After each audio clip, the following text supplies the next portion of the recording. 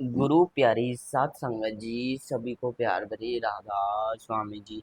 संगत जी, आज की साखी एक गहरे यानी एक अद्भुत सवाल को छूती है। अगर गुरु हर जगह मौजूद है तो हम उन्हें महसूस क्यों नहीं कर पाते, उन्हें देख क्यों नहीं पाते? कभी आपने ऐसा महसूस किया है कि आप रोज नाम सिमरन करते हो, सेवा भी करते हो, सत्संग भी जाते हो, फिर भी दिल के अंदर वह अनुभव नहीं आता जिसकी आपको तलाश होती है? आप आंखें बंद करके पुकारते हैं, कभी भावुक होकर रो भी लेते हैं, लेकिन ना कोई रोशनी दिखाई देती है और ना ही कुछ अंदर दृश्य दिखाई देता है और ना ही कुछ दिव्य आवाज सुनाई देती है। सिर्फ एक ही सन्नाटा, खालीपन सा, और जैसे अंदर कुछ है ही नहीं। अगर आपके मन में भी यह सवाल बार बार उठता है तो यह साकी से आपका मन स्पष्ट हो जाएगा। आखिर गुरु के दर्शन क्यों नहीं होते? तो शायद इस साकी में आपको उस रहस्य की झलक मिल जाए जो लंबे समय से आपके दिल में दबा हुआ था। गुरु हमेशा आपके पास ही होते हैं, वह कहीं दूर नहीं होते, लेकिन फिर भी हम उन्हें देख क्यों नहीं पाते? जब हम कहते हैं कि हमें गुरु के दर्शन नहीं होते, तो असल में हम अपने अंदर की उस बेचैनी को बोल रहे होते हैं जो कुछ महसूस करना चाहती है। लेकिन क्या आपने कभी सोचा है कि दर्शन सिर्फ आंखों से ही नहीं होते, बल्कि दिल और आत्मा से होते हैं? गुरु हर पल हमारे साथ होते हैं, वह हमारे कर्मों को देखते हैं, हमारी भावनाओं को महसूस करते हैं और हमारे मन की खामोशी को भी सुनते हैं। जैसे सूरज हमेशा आसमान में होता है, लेकिन बादल उनकी रोशनी छुपा देते हैं, उनकी तरफ हमारे अंदर का अज्ञान, बुरी आदतें, इच्छाएं और कर्म गुरु की मौजूदगी को हमेशा छुपा देते हैं। अब समझिए, पहली वजह, हम गुरु को देखना तो चाहते हैं, लेकिन खुद को उनके हवाले नहीं करते। हम कहते हैं गुरु जी की दर्शन जो दो, लेकिन पूरी तरह समर्पण नहीं करते। जब सच यह है कि जो सिर्फ देखना चाहता है वह कंट्रोल करना चाहता है, लेकिन गुरु किसी दिखावे की चीज नहीं है, वह दुख अपनी मर्जी से प्रकट होते हैं।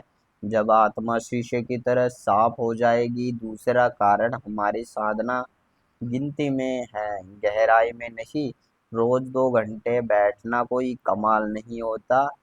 अगर उन 2 घंटों में मन इधर उधर घूमता रहता है तो वह साधना नहीं, सिर्फ एक औपचारिकता है।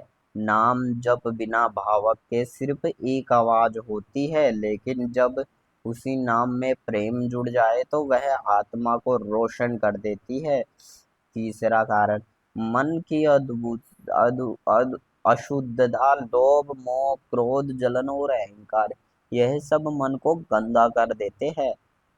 जिसमें गुरु का प्रतिबिंब पड़ना चाहिए।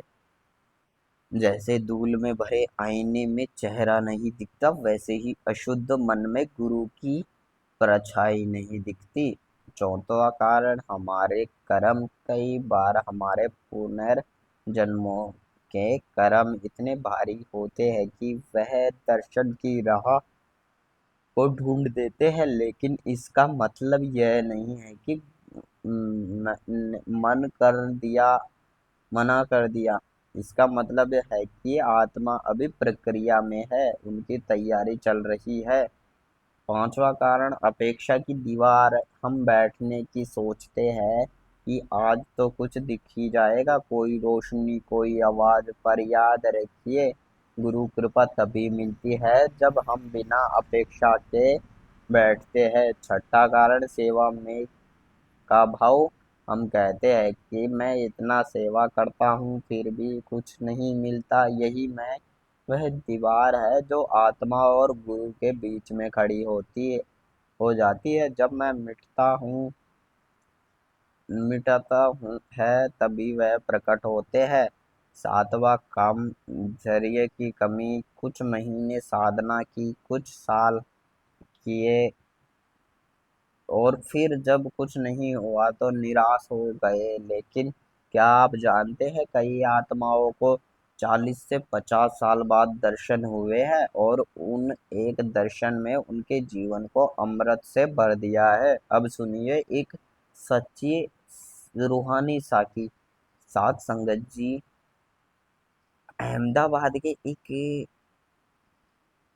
बहन अपनी पति की मृत्यु के बाद बिल्कुल अकेली रह गई थी। उसके दो बच्चे का कोई सहारा नहीं, लेकिन फिर भी उन्होंने नाम नहीं छोड़ा। हर सुबह 4 बज के उठती थी, सत्संग जाती थी, नाम सिमरन करती थी, लेकिन कभी कोई रोशनी नहीं दिखी, कभी कोई प्रकाश नहीं दिखा। बस मौन था, अंधेरा था। एक दिन उन्होंने बाबा जी से मिलकर कहा, बाबा जी मैं रोज बैठती हूँ फिर भी कुछ नहीं होता। बाबा जी मुस्कुराए और बोले, बेटा तू देख नहीं रही, मैं तेरे साथ हूँ। तेरे अकेलेपन में, तेरे आंसुओं के, तेरे बच्चों की हंसी के, तेरे धैर्य के, वही तो हूँ मैं हूँ। उस दिन उसे रोशनी नहीं मिली, पर प्रेम मिल गया, और प्रेम ही असली दर्शन है। अब प्रश्न उठता है कि गुरु के दर्शन आखिर होते कैसे हैं? जब हम देखना छोड़ देते हैं और महसूस करना शुरू कर देते हैं, तब दर्शन होते हैं। जब हम मांगना छोड़ देते हैं, बस शांत होकर बैठ जाते हैं, जैसे एक बच्चा माँ की गोद में बैठा है, तब दर्शन होते हैं। जब सेवा में का नामो निशान नहीं होता, तब दर्शन होते हैं। अब आत्मा को तैयार कैसे करें?